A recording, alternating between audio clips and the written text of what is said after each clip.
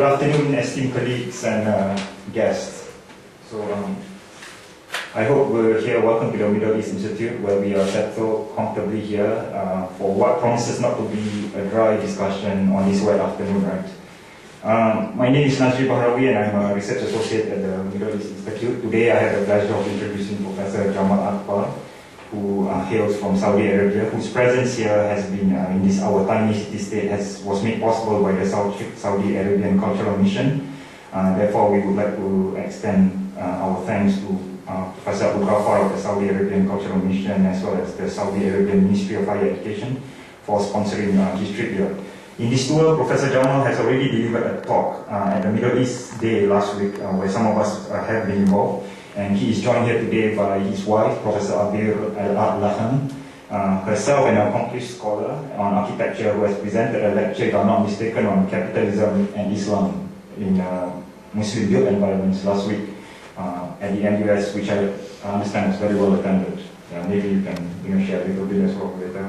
Professor Jamel is a faculty member at the College of Architecture and Planning, University of Dammam in Saudi Arabia. He was conferred his PhD and Masters by the Massachusetts Institute of Technology, or the MIT. And in addition to numerous published essays, Professor Jamel has also authored 2 books, one of which is Imarat al-Islam, and this book, which he has kindly donated to the Middle East Library, called Crisis in the Built Environment, the Case of the Muslim City, with signatures and everything.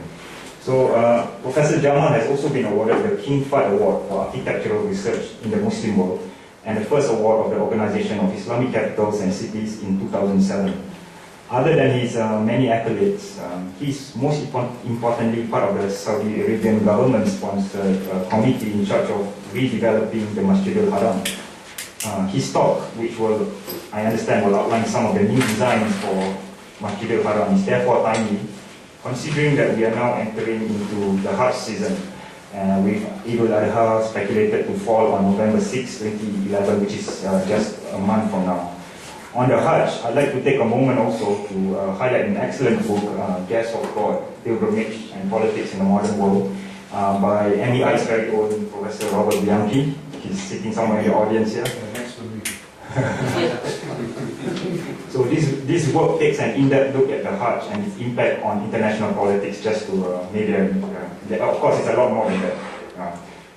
Okay, so I'm holding the only coffee here, so if you want, you have to cut me for it. Professor Jamel's talk is especially pertinent given criticisms also in the international media that the emergence of skyscrapers, shopping malls and luxury hotels in Islam's holiest city is turning Mecca into Las Vegas. Maybe you can address some of that in the Q&A. I understand that Professor Jamel will not confine his talk to just Mecca or architecture. He will also explore the political structures of Muslim cities. And without further ado, I shall now accord the floor to Professor Jamel. Thank you. First of all, thank you for inviting me for this talk. I do firmly believe that once ideas develop, if he faced with sharp criticism, to some extent I'm not Popperian, but Karl Popper, I do believe to some extent with his ideas. He's an epistemologist, conjectures and verification. That's why I take this opportunity to present not things about Al-Haram. I take the case of designing Al-Haram as a case study to make a point about design methodology, which is somehow linked to the power structure in the society. So, I will rephrase this again. I use the case study of designing Al-Haram to make a point about design method that has a relationship with the structure of the society in terms of who decides what, who controls what. Another note, you will notice that there are some designs that are highly confidential, so I hope the tape will not be released in about for 2 years maybe, because it is highly confidential, the designs you will see. This is a request, I hope you will consider. After 2 years, it's okay. Now, in the traditional environment within the Muslim world or in any world, building the built environment was based on self-experience. People try things, it doesn't work, they try it again, it works, and then they copy and improve that design. So basically, in most vernacular fractures, it is copy and improve, copy and improve. Now, in modernity, we have different situation, totally different ballgame. You have a designer who thinks deeply in the subject, and then he makes a design. That design is not well tested. So there is great risk of inventing new form, but there is a risk that that form might not work. So when I say Sydney Opera, immediately you have an image of Sydney Opera. When I say Arab Tower or Arab Village, you immediately have an image. Now there was a debate among the designers. By the way, I am not in the design team. I am in the team who chairs the editing of the materials that should be published for this project. The budget of the project is open-ended. There is, in the direction, there is no limitation to whatever it takes. And the initial estimate is 20 to 30 billion US dollar. Now the problem is as follows. There is so much people, they move from one station to another, called Arab France Telecamina.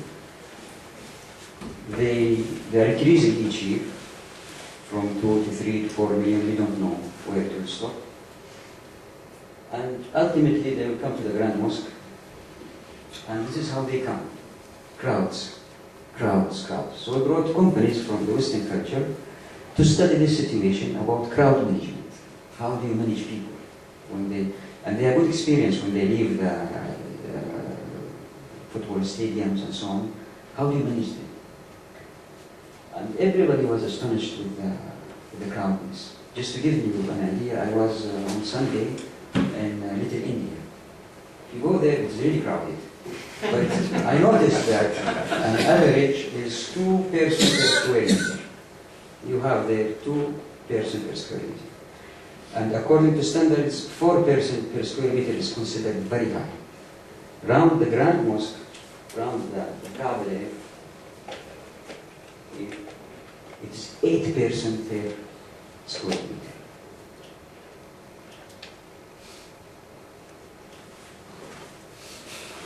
So I'll go quickly through these slides.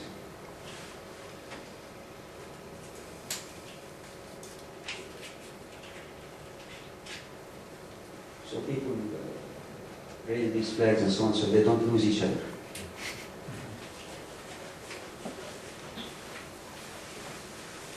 Small cars are not allowed, just buses. Except for business, of course. What's the temperature then? What's the temperature estimated?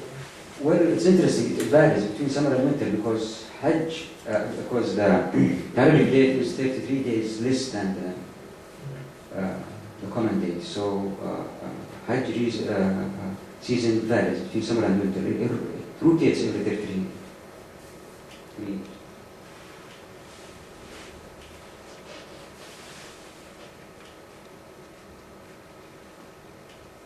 Now these are, yes. Was that water being sprayed on Yes. the previous picture? Was that water being sprayed on the Yes, ground? yes, because it's very dry and sometimes when it's hot, it... Now these are some of the schemes. You will notice that it is an invention, it's an invention of one person, a designer, who sits, think of it, and then come up with a design. This is another design. The expansion will be somewhere here, supposedly. Some architects went ahead and designed larger than needed. Supposedly the Grand Mosque in its current condition holds under roof 1.4 million or 800,000. Now after expansion it might go to 1.5 million. This is Turkish firm. This is Foster's. famous architect. British architect.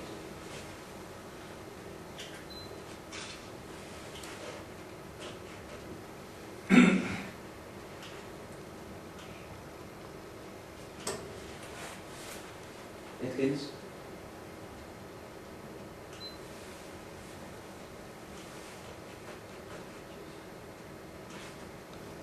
Zahani, famous Iraq architects who lived in the UK now. By the way, we removed this scheme when the king came. We thought he may like it and then he said design it, build it. It's impossible to build.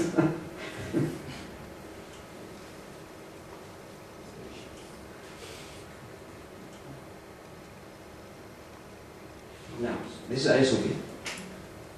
Throughout the Muslim world, the concept of copy and proof, even in most cases, applied to monumental buildings. Here, Hagia Sophia, before Islam it existed, the architect came, he said whether it's Islamic or not, as long as it works, I will copy it and improve it. And most monuments during the Ottoman Empire resembled this. This better. A dome with 4 imams.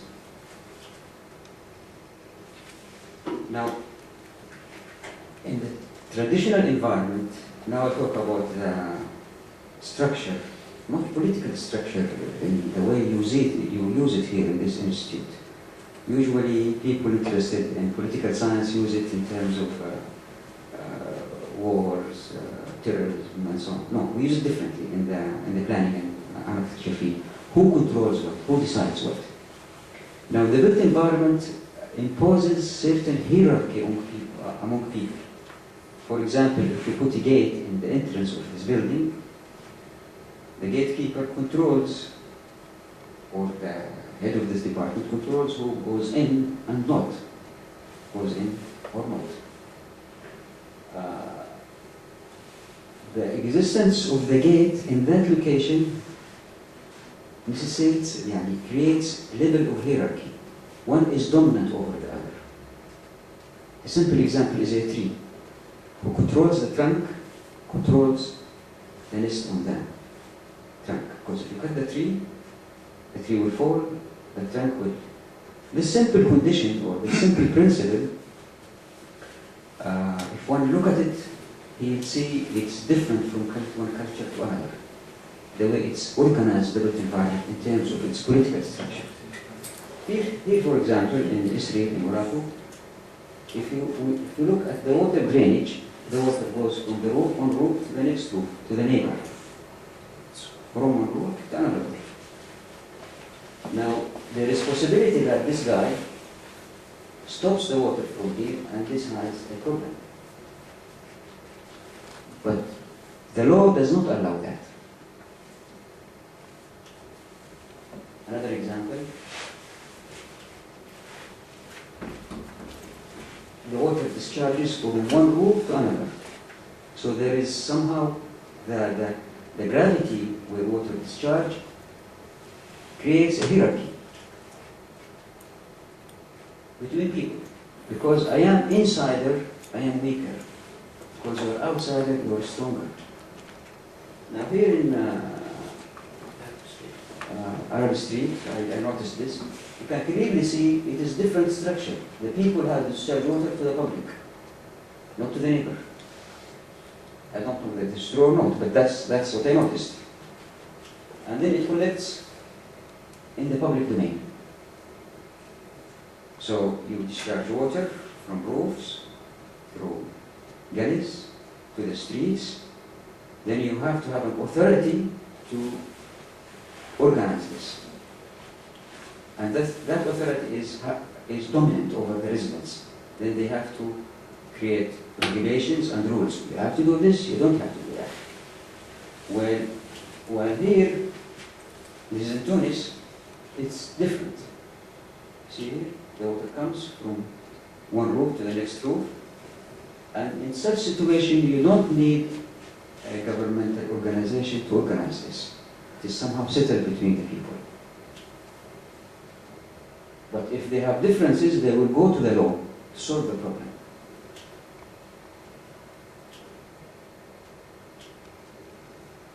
This is the market of Tunis.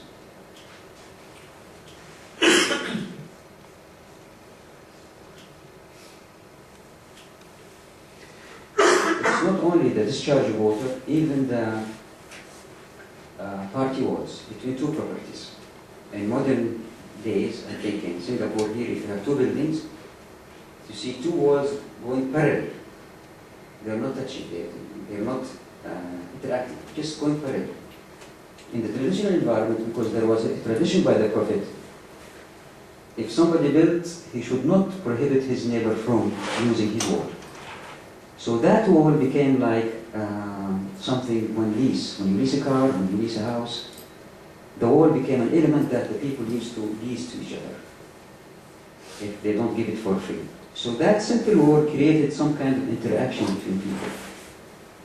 So the way knowledge progresses in the society is much based on their experience on site, and not on professional body that develops knowledge in the laboratories and so on, and then goes through the organizational institutes and then it's imposed on the people.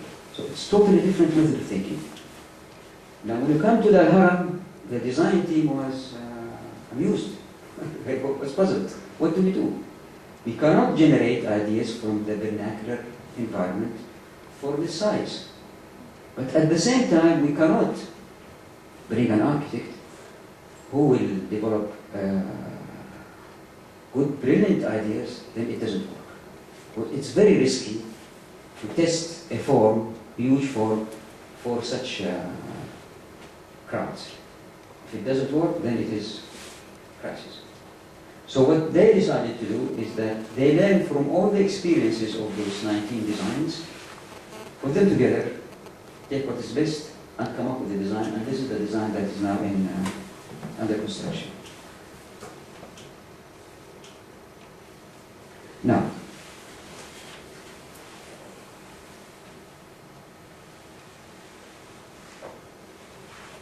let's imagine that the built environment talks. The objects talk. What this pencil might say. Usually the question that people like to be asked, how are you? So if I ask this pencil, how are you? It might say, well, I'm not very happy because Mr. Jamel Akbar does not own me, so he might break me, or he might misuse me, then he will leave me here, and then, but by the end of the day, the lady or person responsible of cleaning this room will just take it, put it in his pocket or throw it somewhere, or garbage, or there is a chance it would not live much. But if it is mine, I will take care of it. A good example is a police car. A police car will not live like people own one's own car.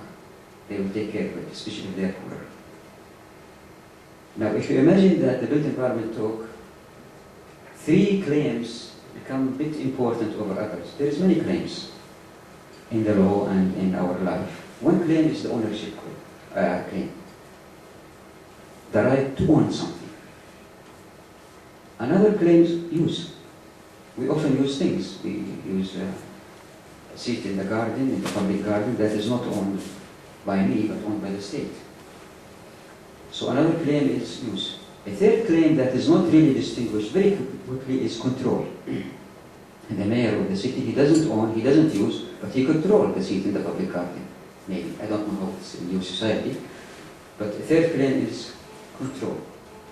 Now, if we make simple diagram of these three claims, one ownership, one control, one use, and we put them together, we will realize quickly that there is 5 possible conditions for the objects or the spaces in the built environment, which those objects find themselves under submission to those claims. That's why we call them permissive, we call them forms of submission, where the object has no choice. They have to obey those 3 claims. The first is we call unified form of submission. A good example is one's own car, one's apartment, your glasses and so on. Something you own and you use and you control. This is a very clear situation. most elements in the traditional Muslim built environment is under this unified. Because the legal system allows for that. People can own properties if they need them, principle called relocation. In the United States, in the early days, they had something called stake a claim. In the West, when they invaded, in the eastern part of the United States, if somebody sticks something, correct me if I'm wrong, and define his area, that is his area. He owns that area to some extent, I don't know how. But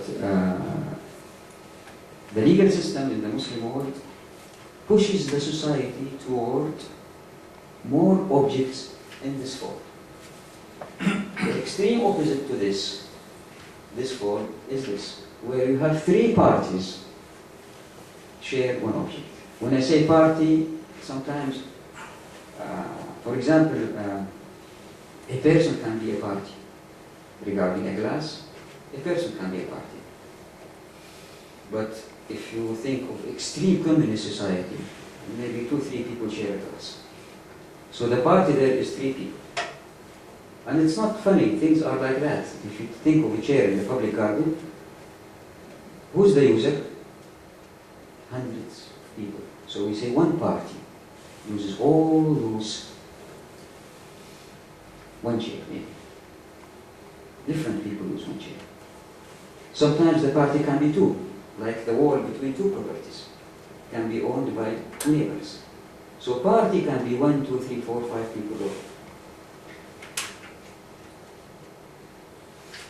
A good example for this in the Muslim world is al-Waqf. Waqf institution is trusteeship, where somebody comes and says, I want this land to be for God, I'll build a mosque on it, and next to that mosque I'll build some shops, and the revenue of that shop goes to maintaining the mosque and so on. So throughout history we found out that Waqf is always terrible. It's always in bad condition. In most cases, it's in bad condition. Why? For a simple reason.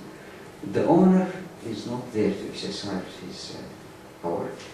The trusteeship, if he is fine, the institution will be fine. If he is not fine, if he doesn't fear God, if he's want to pocket some money, who pays the price? The users. And the users, because they don't own and they're temporarily, they neglect the property. Now, I was astonished that the other day one of my colleagues, the chairman of the architecture department here in this university, he's my colleague. I didn't know that when I saw him. He took me to a trip to downtown where there is a place, what's the name? Toa. So we were asking, I was so amused because we know public housing is always terrible. Yeah, it's fine, it's working. Not even that. I said, can we go up to one of those buildings? We went all the way to the highest level, but you could not enter the house. But in that lobby, in the highest level, you can go, nobody can stop you. This is very difficult to find in other countries. In the States you have condominium. There is a gate. You don't pass the gate. Maybe several condominiums share small public spaces and so on, and there is another gate. So there is, John Habrakan says, there is territorial depth. You go from one territory to the next, to the third. The more territories there is, the richer the culture is. But here, I was astonished in Singapore, you have only 2 levels. The house, the apartment inside, and then the outside is public, just like the soldier in the army. He has only his little space. He controls nothing. But everything is public, totally public, for anybody. While in the Muslim city, you have to go through gates. Once a guy was telling me he was in Pakistan and he visited his friend. He said, "Where are you going?" Yes, it's very close by. So they walked, then they came to a gate. They passed the gate. He thought he arrived to the house. Then they walked, another gate. Well, finally got there. No, 3rd gate, 4th gate, 5th gate. Why? That's why when you look at the drawings that the French made when they came to Egypt, the, with Napoleon, you will see Cairo is large blocks of houses. Because when they documented those quarters in Cairo, they could not spot the internal gates, so only outsider gates. Now, here, I thought when I went to the public housing, I thought it is in this form of submission, because in most countries, especially socialist governments, it is in this form. That's why it's always in bad condition. The state owns it, the housing authority controls it, and the people consumes it without much care. But it turned out differently, that here in Singapore, you own the property. When you apply, you own the apartment. And the value of the apartment goes up. Then you have the right to sell the apartment and apply for another apartment. So it's in the people's interest to keep the place maintained so they can sell it with higher price in the future. So everybody works hard to take care of the building and the area surrounding the building, because maybe they're thinking of moving to some other apartment in the future. So that's good investment for them. That's why it works in Singapore. So the case of Singapore is not public housing, no. It is like a developer who's acting on behalf of the people and the government. It's basically the same concept of a developer, not public housing. Now, between these two cases, there is a form that I call the permissive form of submission, where you have the owner controls, like the car, when you lease a car from the airport, Avis owns it and they control it. You only drive a car, you only use it. They permit you to use it. Apartment buildings is a good example. Student housing, where the university owns and controls the building the student use. In the Muslim city, you will find most elements between neighbors falls into this form of submission. Even the streets goes into the unified form of submission. For example, the dead-end street in the Muslim-built environment is owned by the people living around it. Even the public streets considered by law the ownership of all the people. But then how they control it? It's difficult to control. They develop principles to deal with the concept of control. For example, not all the passers-by of the street, because they are passers-by, they don't have to meet because if somebody wants to plant a tree. The principle is very simple.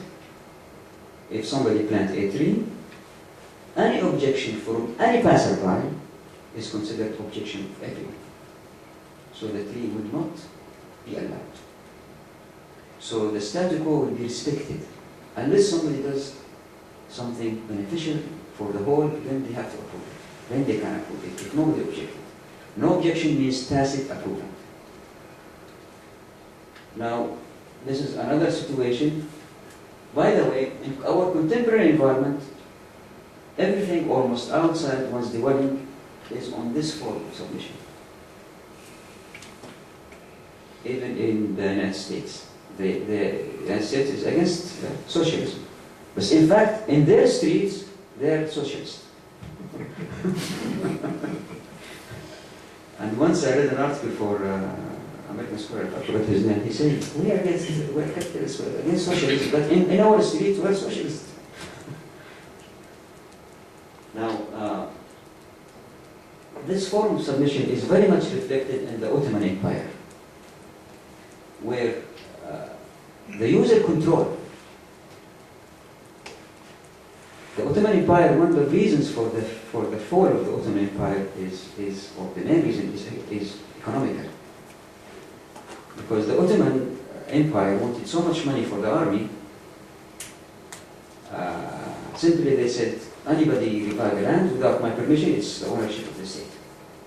So they have something called Miri properties. there was so much many properties in the Ottoman Empire that is owned by the state.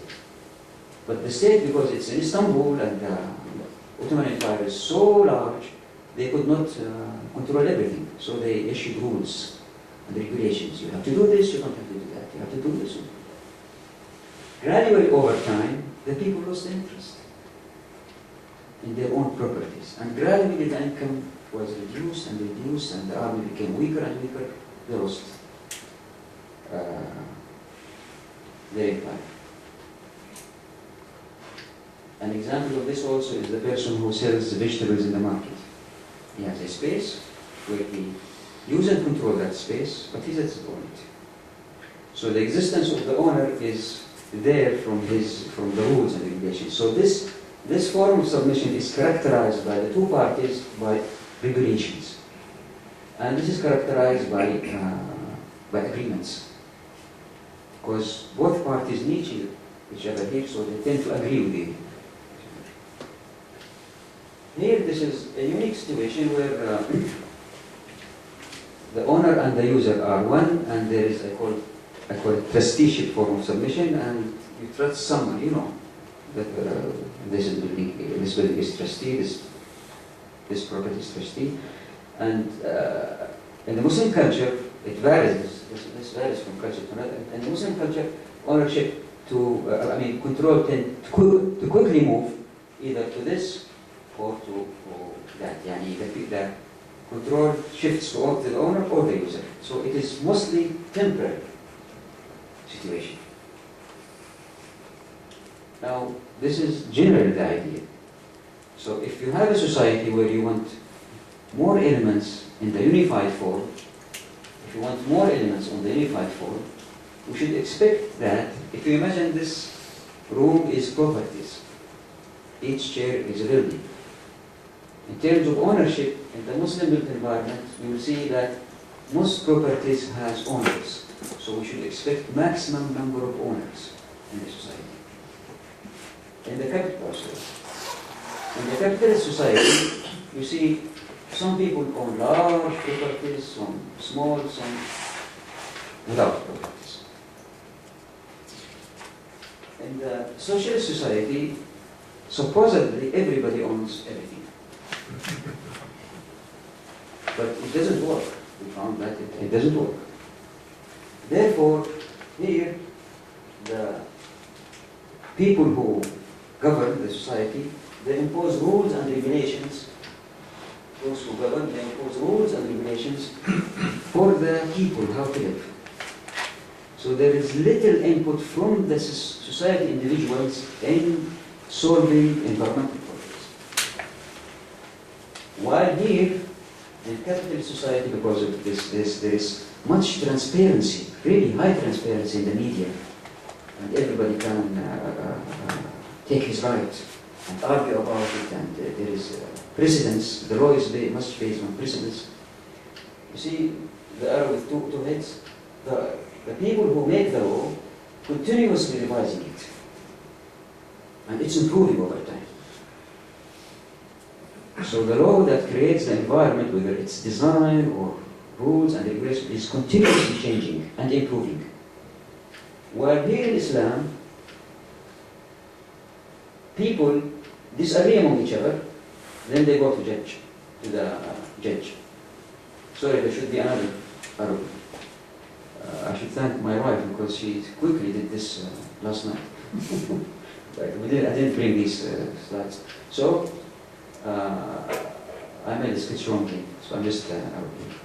So, come and go, and we noticed that in this method of thinking in design, there is little jump in ideas, but there is accumulation of knowledge and larger scale, but sure it works. We know for sure it works in most circumstances. While here, there is more risk, but you expect the society to jump with ideas. Great ideas come. Here, flat, no ideas. Because the ideas of the few who far away from the site don't know what's going on. Now this is generally, I just throw quickly some ideas, and I'd like to stop here to get more criticism from you, and we'll see how it goes. Thank you.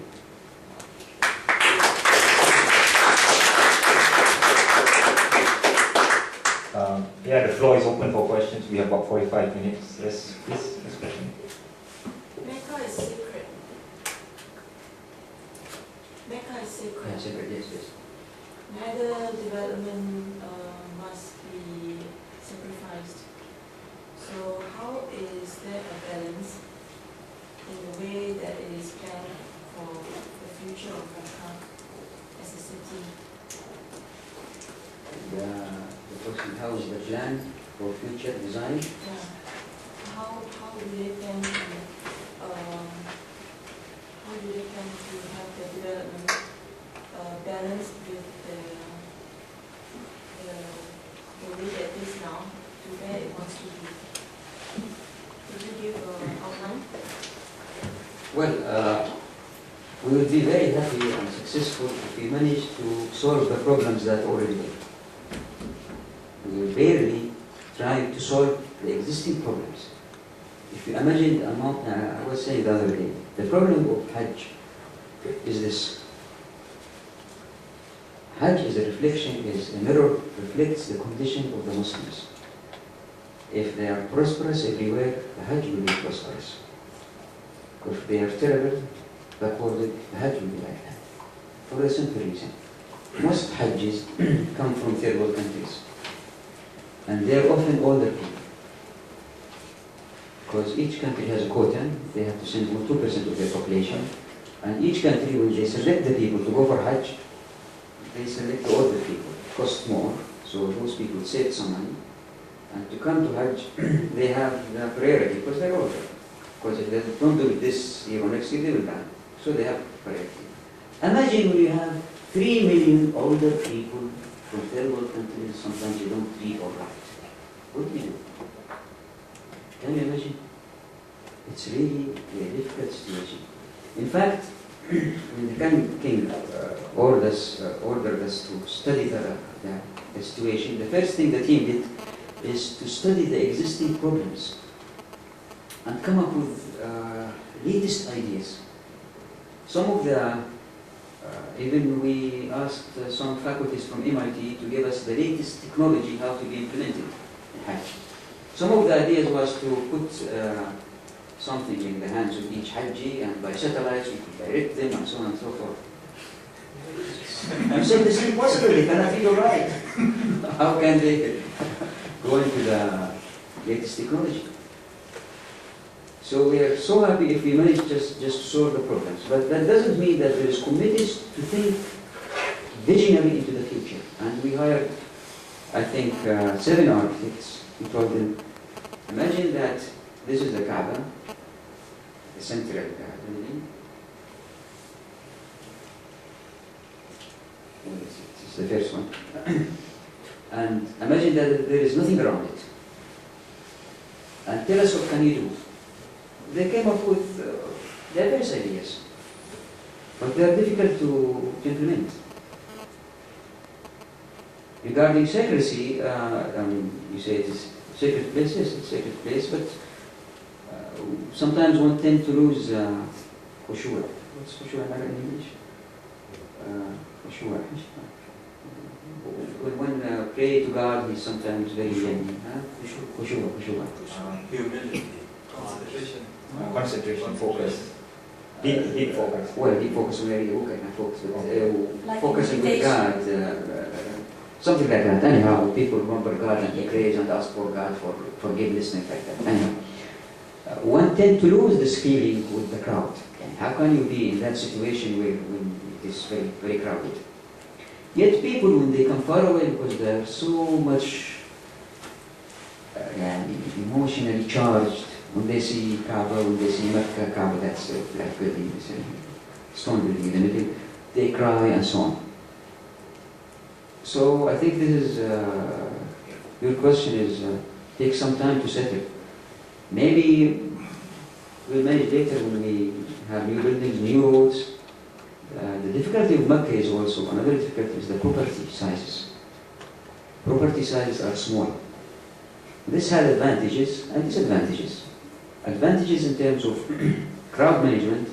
When you have small buildings, when the crowd comes, it tends to hold them back, so they don't come suddenly to the Grand Mosque. However, larger streets tend to bring them once.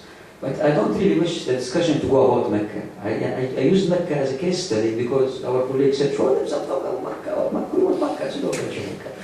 That is not my expertise. That's not my field. My field is in what I showed you before later, the political structure in different societies. That's my interest, and if you direct the discussion there, I would learn much from it. Nabil? I guess my question is specifically related to that. I was not clear. You emphasized how you're going to use the case in Mecca to shed some light on the political structure, but I'm not clear if I got the main idea there. If you could elaborate a little bit more on that, I really appreciate it. And the second part is that if it's not too confidential, can you share with us a little bit about the disadvantages and advantages of those designs? Well, those designs, to explain them and to be fair for the architects, you need for each project full session. So that, if you excuse me that. But regarding your first question, there is two methods of thinking in design. One, copy and improve, that works for smaller scale buildings. One is inventional. You see these three buildings in Singapore with the shape on top? This form did not exist in whole Asia. It is the idea of one person. Now, the team that designed the mosque, the Grand Mosque, didn't know what to do. Do you go with this grand, iconic, inventional buildings, or we take low scale? Because there is a risk there it might not work. The one-man show may not work. Yes, sir. There's a disconnect between your theoretical discussion and your practical focus on the Hajj and the architectural solutions to specific problems. You haven't put them together. You've talked to us about owners in general, about controllers in general, and about users in general, but you haven't put a name or a face on any of these roles. And because of that, you've confused everybody. And you have run away from all of the important issues, politically and religiously. So let me invite you to be more explicit and more concrete.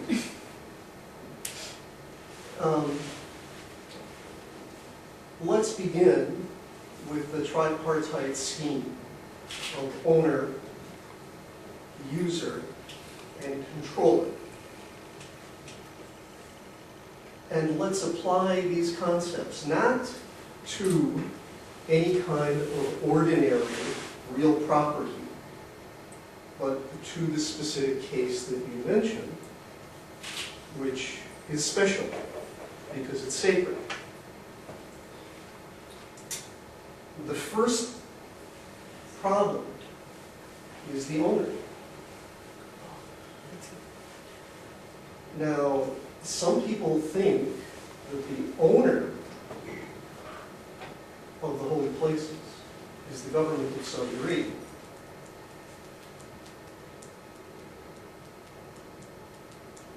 But nobody in Saudi Arabia would dare say that, because everybody knows the owner of the holy places is God. So the moment that you put a name on that abstract concept of own, you create a problem for yourself.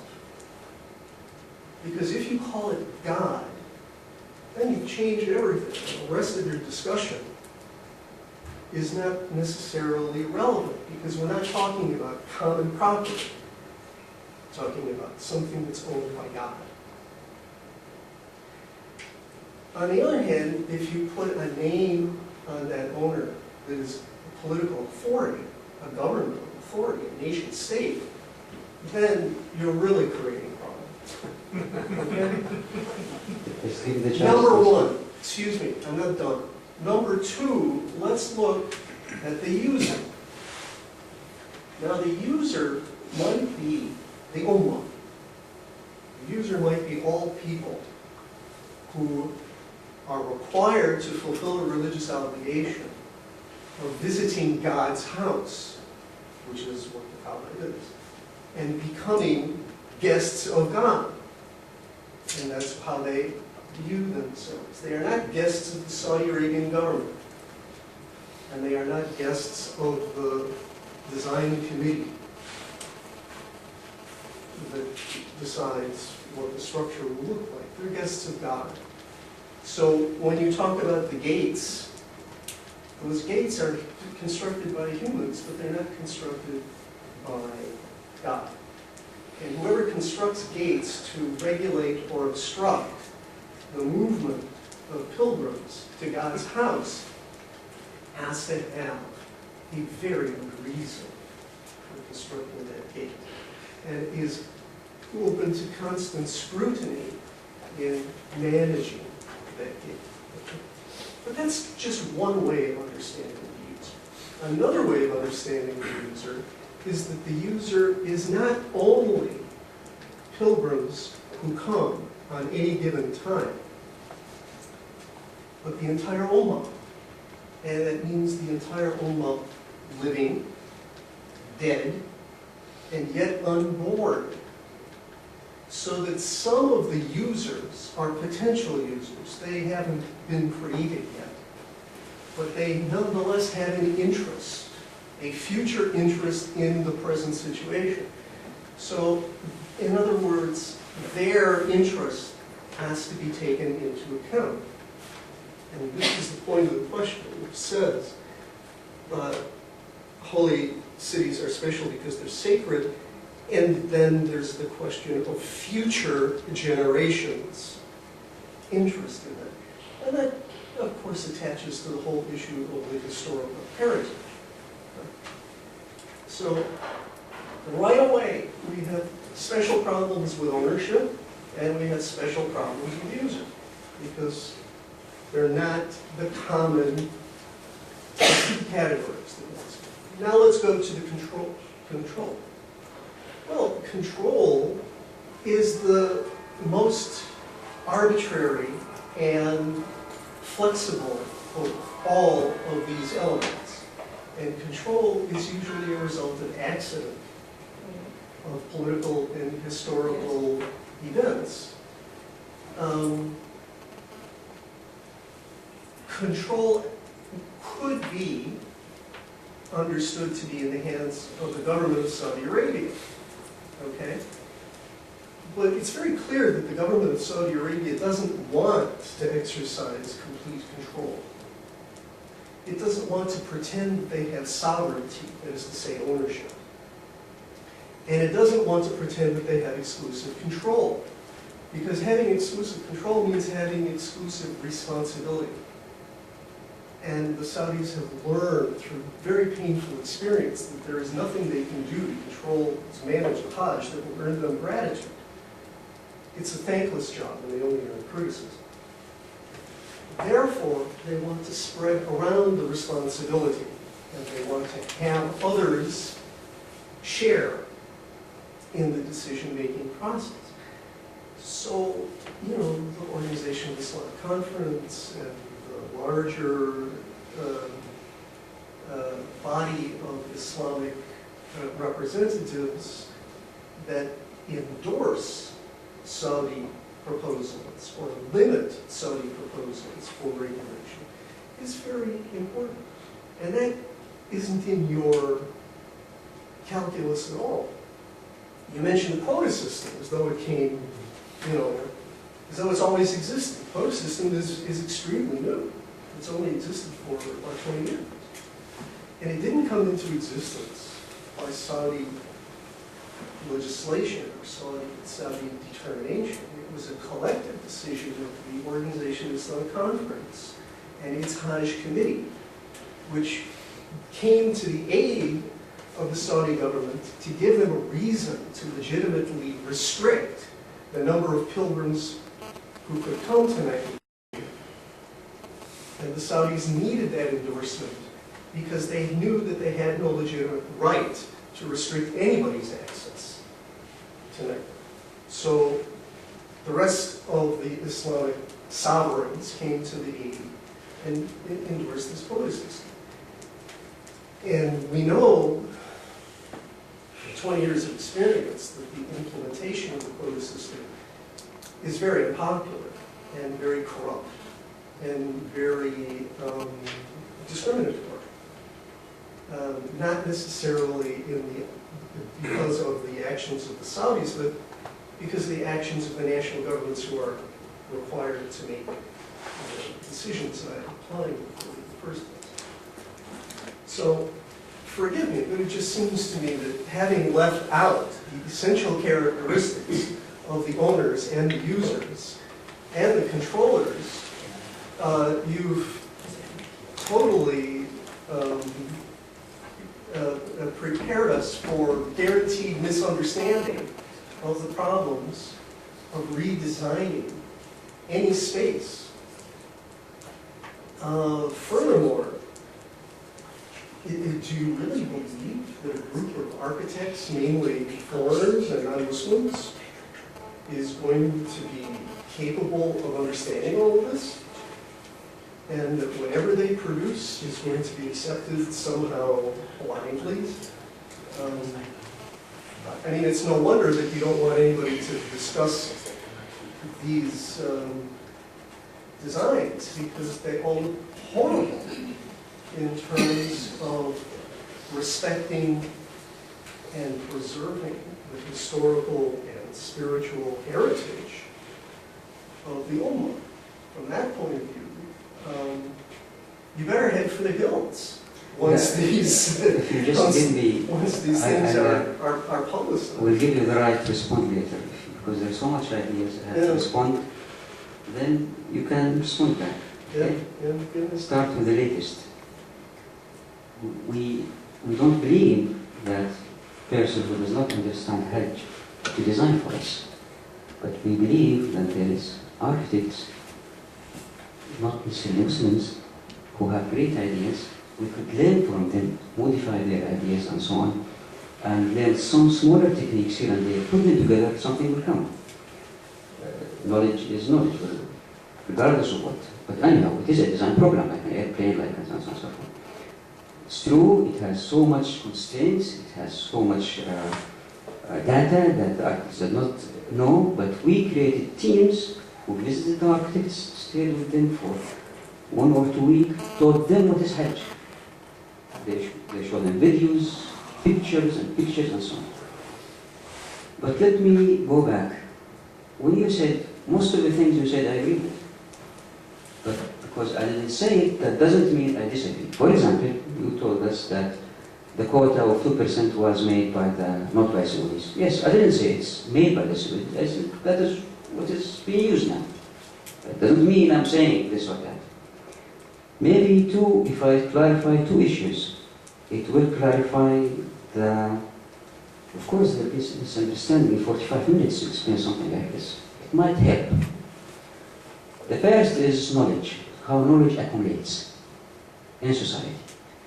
What I was saying, that if the system is copy and improve, gradually over time, there will be a vocabularies of design that if they were implemented in the Hajj, gradually over time, we could have a good solution. For example, Hajj is not the product of last year.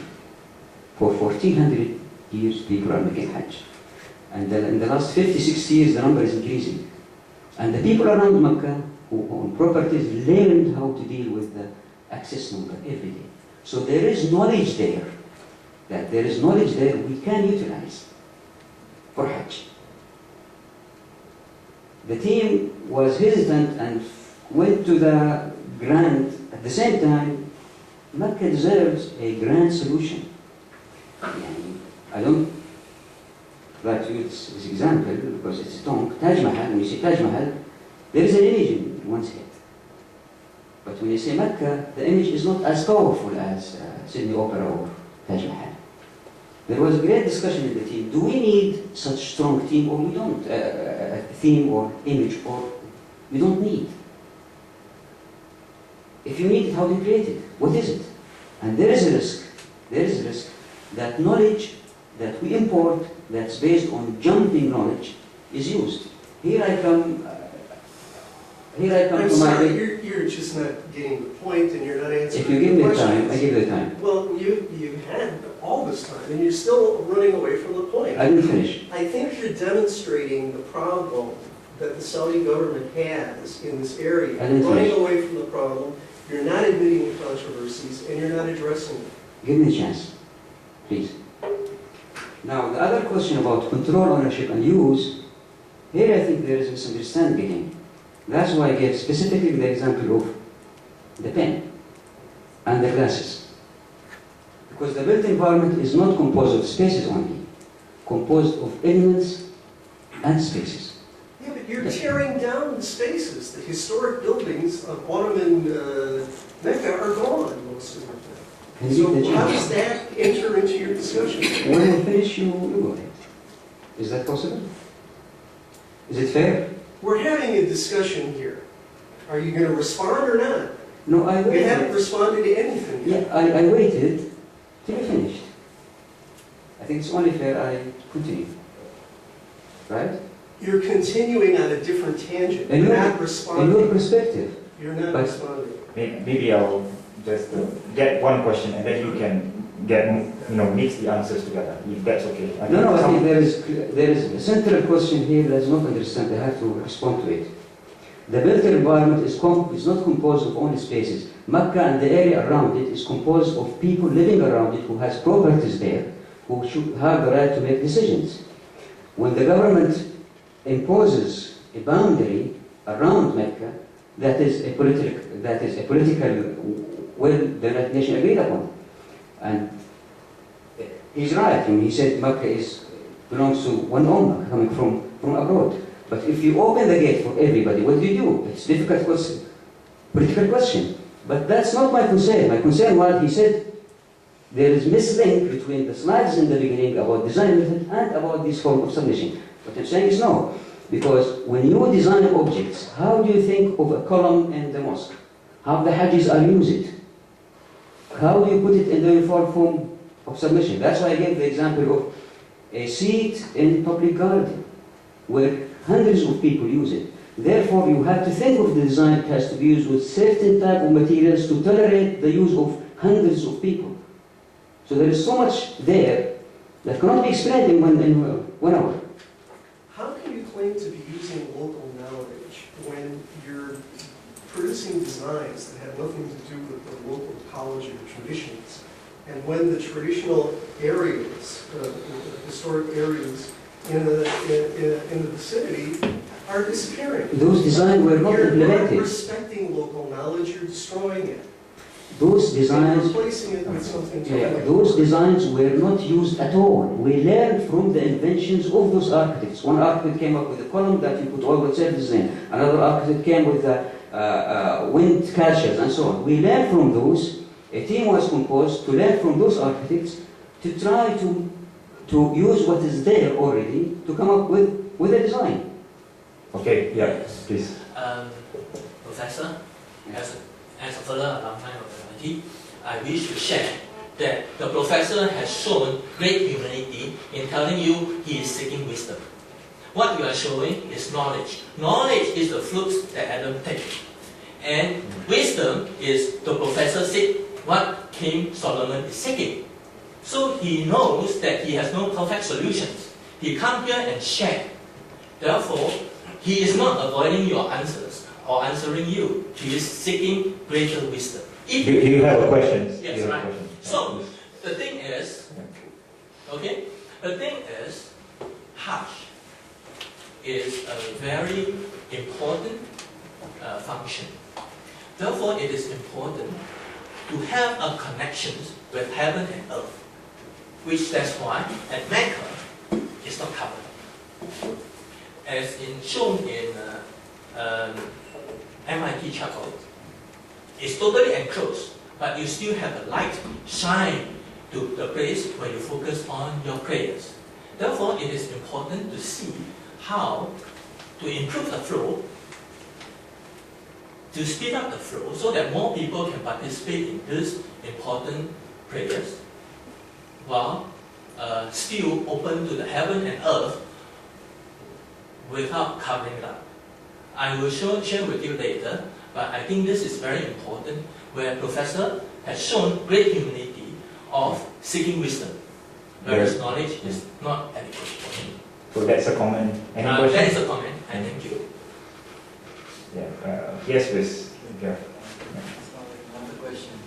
So what he actually mentioned is that he said that in taking into consideration the expansion of the Kaaba and everything, a lot of historical sites have been demolished. Recently there was an article in the Independent newspaper in the UK. It mentioned that Makkah is turning to Vegas. I was in Umrah back in June this year, and what I saw was the tall skyscrapers and everything. And absolutely all of the historical the historical aspect of Makkah is slowly declining, and all they're seeing is being Vegas, luxury hotels, tall skyscrapers and everything. And where's the spiritual element? How you're gonna? What I'm seeing in the design is that all the historical columns of the Ottoman Empire, what they've established so far, even the Prophet's Masjid, which is turned into a library, that's going to be completely flattened. From what I'm saying is that from the article itself that was posted in the Independent, as well as the design that was given shown by you in slides. And who makes the decision on how to go forward on all these expansion plans? I mean, majority of the Muslims live in third world countries, what you said, and are they consulted in the decision-making process? And as well as, if they are consulted, I'm pretty sure that a lot of Muslims will be enraged by the fact that all the historical sites are going to be demolished and they're going to change into skyscrapers. And that's obviously not what those taught by the Sunnah of the Prophet. And if in such cases, what are the steps that the Saudi government has taken and how the team has taken, and to think about the consequences that might happen if such grand plans or drastic changes are going to take place in those July? Would you like to answer? Okay, I think very, very good question. No architect in Saudi Arabia like those buildings. Sorry? No architect in Saudi Arabia like those skyscrapers around the mosque. Nobody. Okay. And even I wrote a small article about that.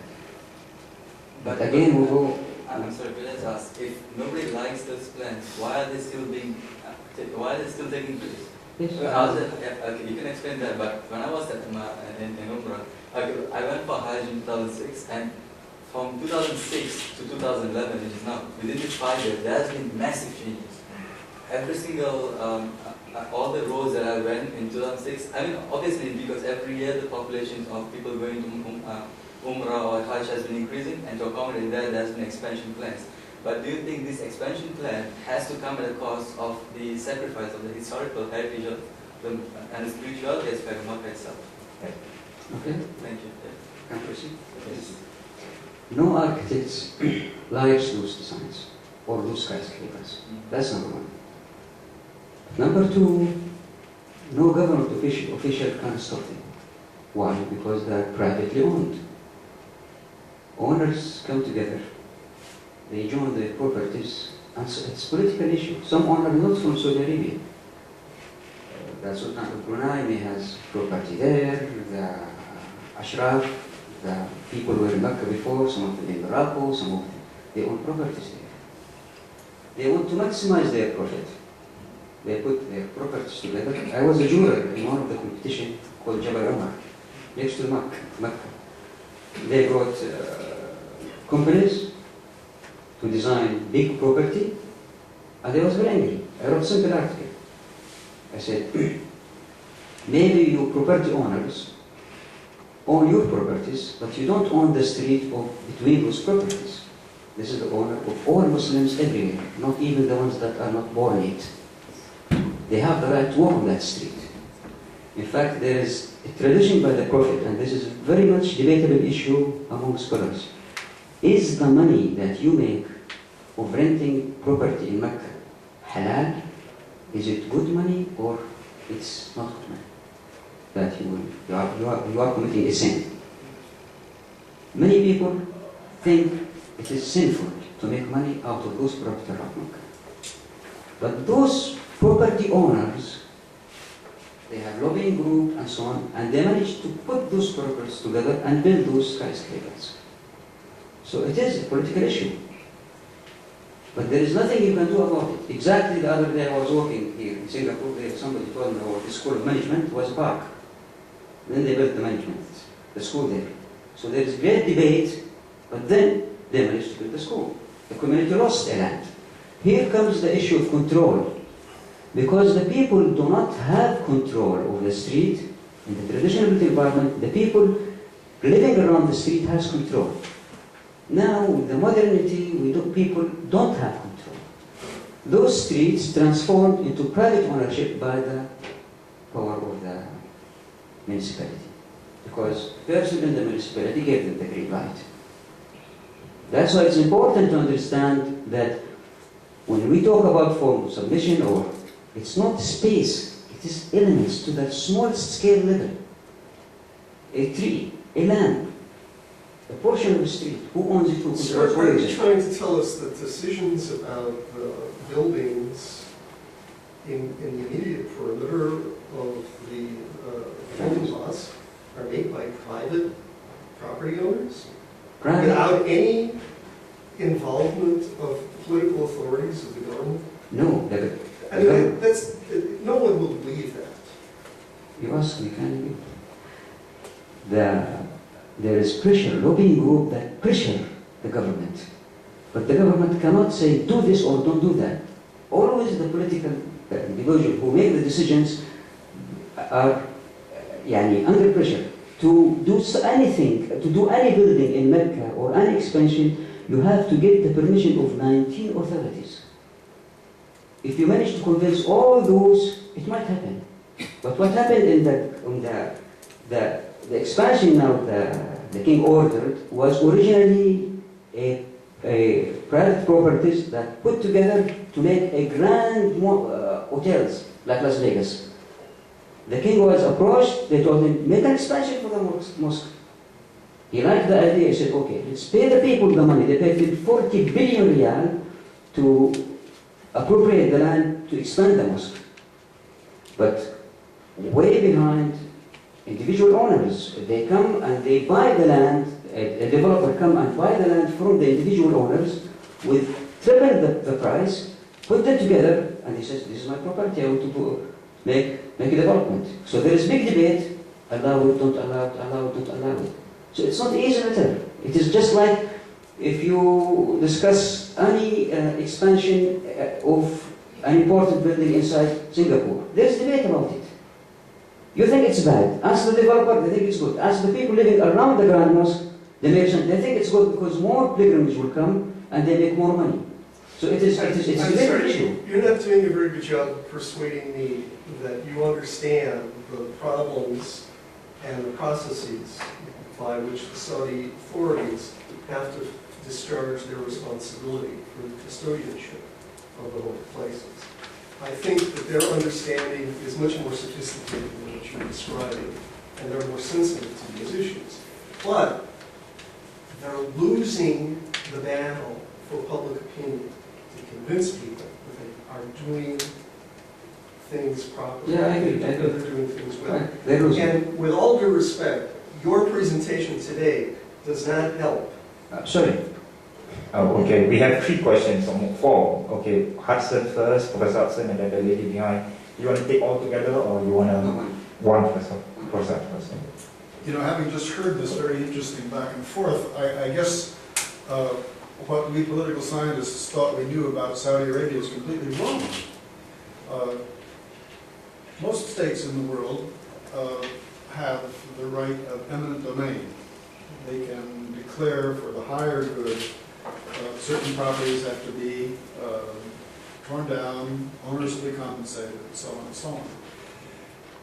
Our impression, we may be completely wrong, and of course as a non-Muslim I've never been to Mecca, I don't know exactly what we're looking at, but the idea somehow that the Kingdom of Saudi Arabia, which is a thoroughly authoritarian government, supported by a religious establishment that one would think would be sensitive to some of the issues that Professor Bianchi was raising.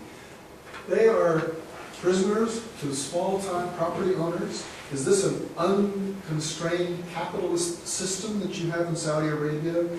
Is this a night watchman state that has no function other than cleaning the streets and collecting taxes? Am I completely wrong about this? But it would seem to me that there's something missing here. And the irony is, of course, that who would want to have the government of Saudi Arabia in charge of it anyway? Because that, again, gets to the issues of who the real owners of this sacred space are. And I just will ask the question. I don't actually understand this, because we have governments around the world with Muslim populations issuing quotas. We have the Organization of the Islamic Conference, which I never thought was a highly effective executive decision-making organization, having some kind of role. We have the government of Saudi Arabia that seems to be totally hogtied by private property owners around the sacred space. So what is your, I mean, if you could design the best system, how would you do this? Who should be making these big decisions?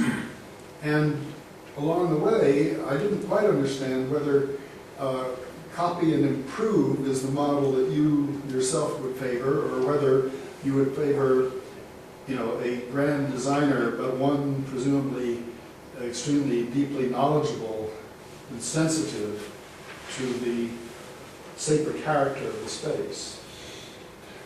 Well, there is tradition by the Prophet says, "La darar wa darar," nor harm, nor mutual confliction of harm.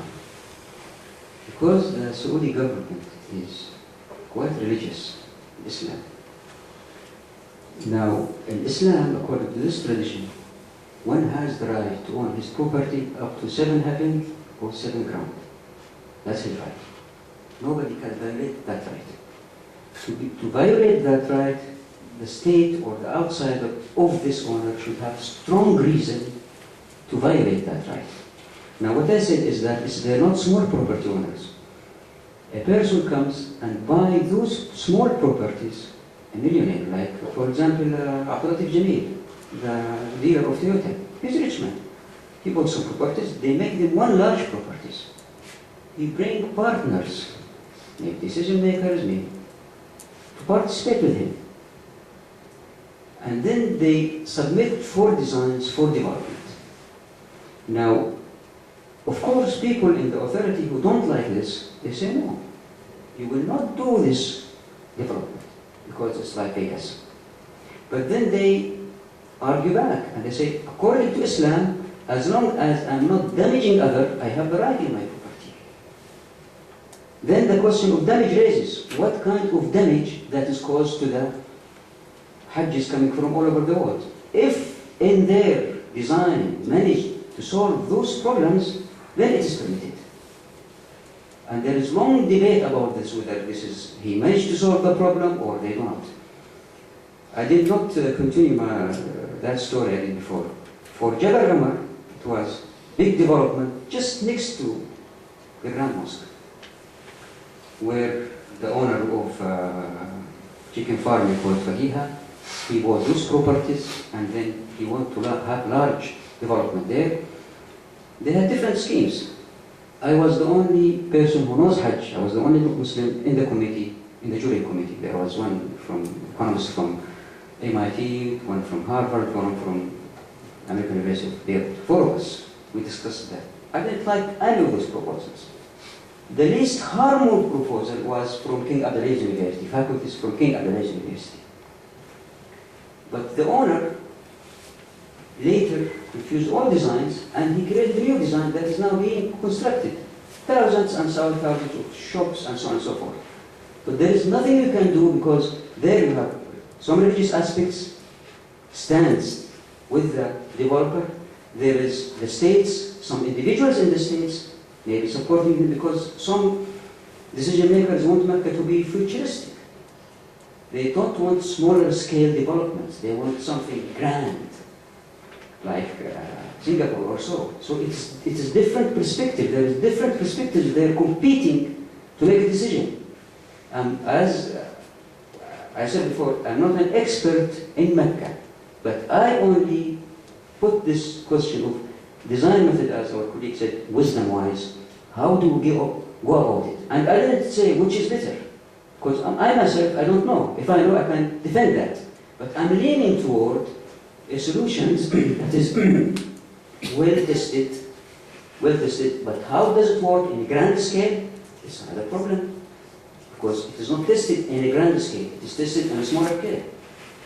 So I don't know whether I answered or no, but nobody, I wish